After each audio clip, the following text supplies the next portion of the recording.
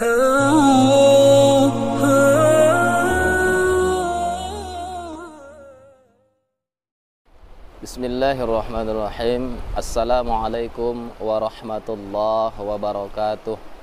Alhamdulillahi rabbil alamin. Wabihi nasta'in. Wa nusalli wa nusallim wa nubarik wa nan'im Muhammadin sallallahu alaihi wasallam wa ala alihi wa ashabihi wa man ihtada bihaddiyu wa sanna bisunnatihi ila yaumiddin. Alhamdulillah, bersyukur kita kepada Allah Subhanahu wa taala hingga pada saat ini kita masih diberikan berbagai macam nikmat, terutama nikmat iman.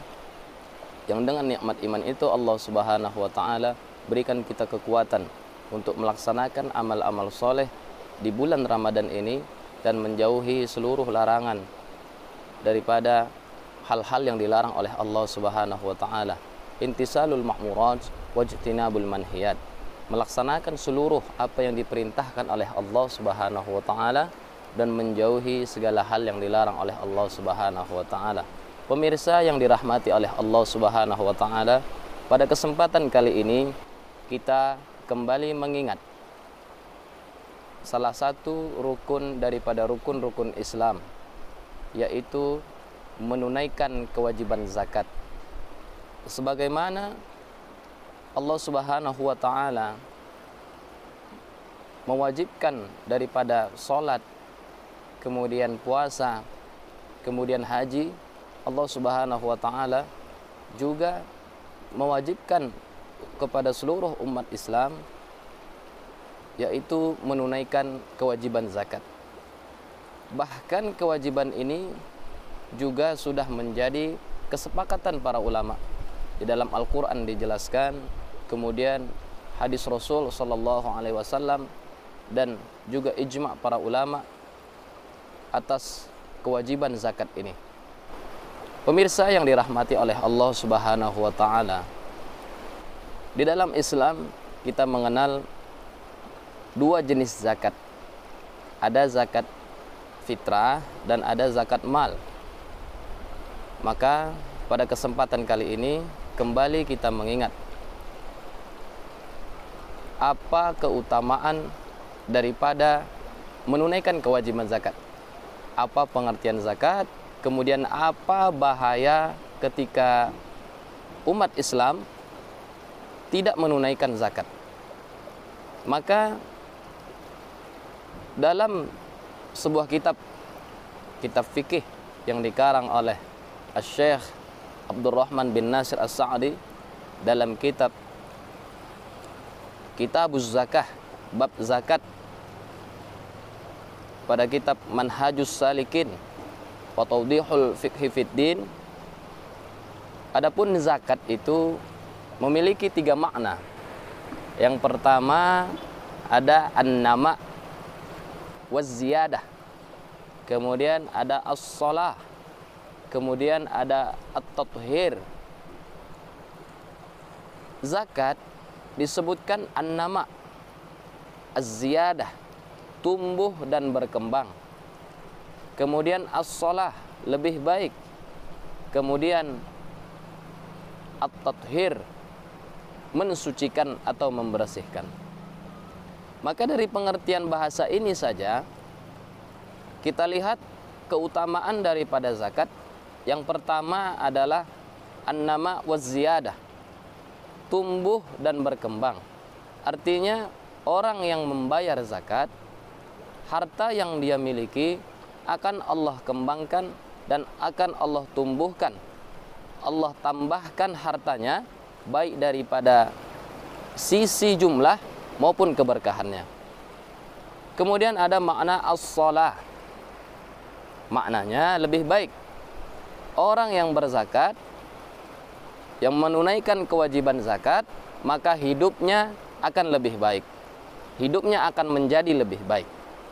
Kemudian ada makna yang ketiga, at-tathhir, mensucikan.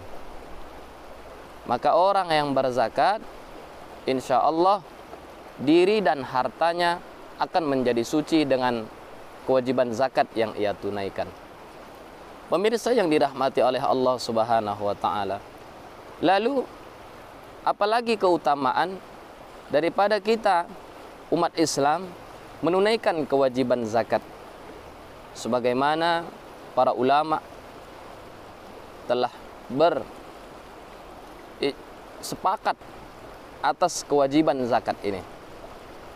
Dalam Al-Quran Allah Subhanahu wa ta'ala sebutkan zakat dan disandingkan dengan sholat paling tidak sebanyak 27 kali. Allah Subhanahu wa ta'ala katakan dalam surah Al-Baqarah ayat 43, aqimus shalah wa atuz zakah. Kerjakan sholat, tunaikan zakat. Kemudian Rasulullah sallallahu alaihi wasallam juga bersabda, bunyal islamu ala khamsin, syahadati an la ilaha illallah wa anna muhammadar rasulullah, iqamis shalah wa ita'iz zakah wal hijj wa shaumi ramadan. Kemudian para ulama juga mendefinisikan zakat merupakan suatu yang wajib. Maka secara umum para ulama katakan zakat ialah malun makhsusun yukhraju min amwalin makhsusatin fi waqtin makhsusatin li ta'ifatin makhsusatin. Zakat adalah harta yang khusus. Yukhraju min amwalin makhsusatin, dikeluarkan daripada harta-harta yang khusus. Maknanya harta zakat memiliki syarat-syarat dan rukun yang harus dijaga. Di antaranya harta itu milik sendiri. Harta itu adalah harta yang bersih, diperoleh dari harta yang bersih dengan cara yang bersih, kemudian telah sampai kepada haul dan nisabnya. Kemudian fi waqtin makhsusatin, zakat dikeluarkan pada waktu-waktu yang ditentukan, pada waktu-waktu yang khusus. Kalau zakat fitrah kita kenal waktu yang khusus untuk mengeluarkannya Allah telah khususkan di bulan Ramadan. Kemudian untuk zakat mal, waktu yang ditentukan untuk dikeluarkannya zakat mal itu ketika telah sampai pada haul dan nisabnya. Tidak ditentukan dia bulan apa, tanggal berapa, akan tetapi sesuai dengan kemampuan daripada seorang muslim dalam mengumpul hartanya. Maka zakat mal boleh jadi dikeluarkan telah sampai haul dan nisabnya, dikeluarkan zakatnya pada bulan Sya'ban. Maka tahun selanjutnya pun ketika sampai haul dan nisabnya dikeluarkan pada bulan Sya'ban. Apabila ia jatuh sampai haulnya di bulan Ramadan, maka di tahun berikutnya juga di bulan Ramadan. Apabila misalnya di bulan Muharram, maka pada haul selanjutnya zakat juga dikeluarkan di bulan Muharram. Pemirsa yang dimuliakan oleh Allah Subhanahu wa ta'ala. Kemudian kepada siapa zakat akan diberikan? Maka definisi daripada ulama menetapkan li ta'ifatin makhsusatin. Zakat itu diberikan kepada golongan orang-orang yang tertentu, golongan-golongan yang tertentu yang disebutkan dalam surah At-Taubah ayat 60, innamas shadaqatu lil fuqara wal masakin wal 'amilina 'alaiha wal mu'allafati qulubuhum wa fir riqab wa banis sabil wa fi sabilillah. Paling tidak ada 8 asnaf, 8 golongan yang menjadi atau yang menerima daripada zakat. Maka ketika zakat ditunaikan, diberikan kepada di luar daripada golongan ini, maka tidak sahlah suatu zakat itu dinamakan zakat. Maka kalau kita perhatikan dari awal, malun makhsusun yukhraju min amwalin makhsusatin fi waqtin makhsusatin li ta'ifatin makhsusatin. Zakat adalah harta yang khusus dikeluarkan dari harta-harta yang khusus, kemudian pada waktu-waktu yang khusus, dan diberikan kepada golongan-golongan yang khusus pula. Pemirsa yang dirahmati oleh Allah Subhanahu wa taala. Maka pada kesempatan kali ini kita juga mengingat kembali apa saja keutamaan daripada kita menunaikan zakat. Maka setidaknya ada beberapa keutamaan ketika zakat itu ditunaikan. Yang pertama, ketika seseorang menunaikan zakat, maka dengan zakatnya dia mengaku dirinya sebagai muslim yang sempurna. Artinya keutamaan zakat yang pertama ialah menyempurnakan keislaman. Sebagaimana hadis Nabi tadi, bunyal islamu ala khamsin, salah satunya adalah berzakat. Kemudian keutamaan yang kedua, ketika seseorang membayar zakat, ialah dengan menunaikan zakat merupakan bukti kesempurnaan iman. Kalau tadi kesempurnaan Islam, sekarang yang kedua adalah bukti daripada kesempurnaan dan kebenaran iman. Karena zakat di dalam Al-Quran juga disebutkan sodakoh, dari kata siddiq. Siddiq itu adalah jujur. Maknanya ialah dengan orang berzakat, menunaikan kewajiban zakat, dia jujur terhadap hartanya, dia jujur terhadap dirinya, maka ini merupakan satu kejujuran pula dalam keimanan yang ada di dalam dirinya. Bahkan Rasulullah sallallahu alaihi wasallam katakan, la yu'minu ahadukum, la yu'minu ahadukum, tidaklah kamu itu disebutkan sempurna imanmu hatta yuhibba li akhi, sampai engkau mencintai saudaramu kama yuhibbu li nafsihi, sampai sebagaimana engkau mencintai dirimu sendiri. Dengan kita berzakat, iman kita akan sempurna. Yang ketiga, keutamaan ketika kita menunaikan zakat, maka salah satu keutamaannya adalah meredam kemarahan orang-orang miskin. Ada orang yang punya harta super pelit.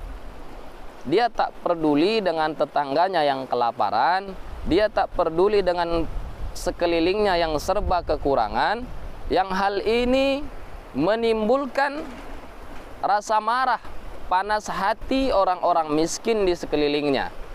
Dengan kita, umat muslim, menunaikan zakat, maka orang miskin yang termasuk juga mustahik di dalam surah At-Taubah yang dikatakan oleh Allah Subhanahu wa taala, maka akan merasa diperhatikan sehingga tenanglah hati mereka. Kemudian keutamaan zakat yang selanjutnya adalah mempersatukan orang-orang Islam, mempersatukan kaum muslimin. Dengan berzakat, umat Islam akan bersatu. Karena orang-orang yang dilebihkan harta oleh Allah Subhanahu wa taala, mau mereka berbagi kepada orang-orang yang mungkin lemah secara finansial dan termasuk kepada mustahik, akan bersatu. Tidak ada rasa kecemburuan atau ketimpangan sosial, kesenjangan sosial di dalam tubuh umat Islam, saling mengayomi di antara umat Islam. Maka zakat juga berfungsi untuk menyatukan orang Islam.